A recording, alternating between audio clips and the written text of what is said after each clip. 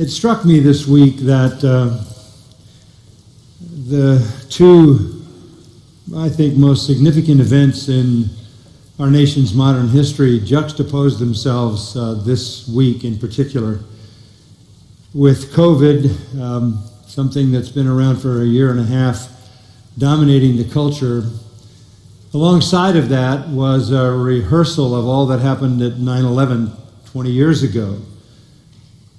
And it seemed to me that these two events draw up in people's lives an unusual amount of fear. And I understand that politicians use that fear to increase their power. But at the same time, the heart of man has normal fear. And by normal fear, I don't just mean it's a physical fear. I think it is a common grace in a sense. I think God has built his law in us, the scripture says that, and that law convicts us, and our conscience feels the pangs of that conviction and leads to fear, and particularly to fear of death. It isn't just the finality of death. It isn't just the sense of incompleteness of death. It isn't just the fact that you don't want to suffer when you die. Death is called the king of terrors for none of those reasons. Death is called the king of terrors because there is in every human heart the sense that there may well be an accounting for the transgressions and iniquities that dominate the human heart.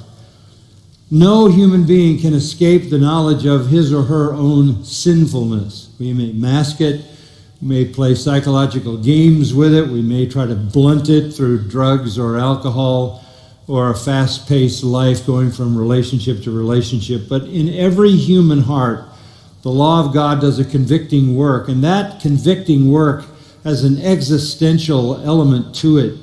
There is naturally the fear of death because of what may lie immediately ahead of that.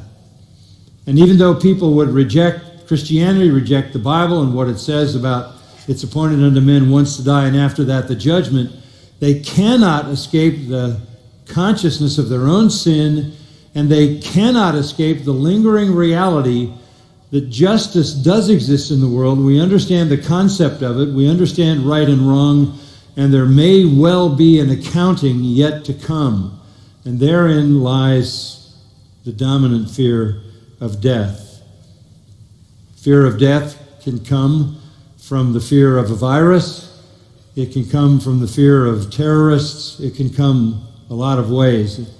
And again, it isn't just that you have a rational fear of something that's going to happen to you, or there's a high percentage that's going to happen to you. We know with the virus, 99% of the people will have no lasting effect. But there is this foreboding reality in the heart of every sinner that there may be a day of accounting.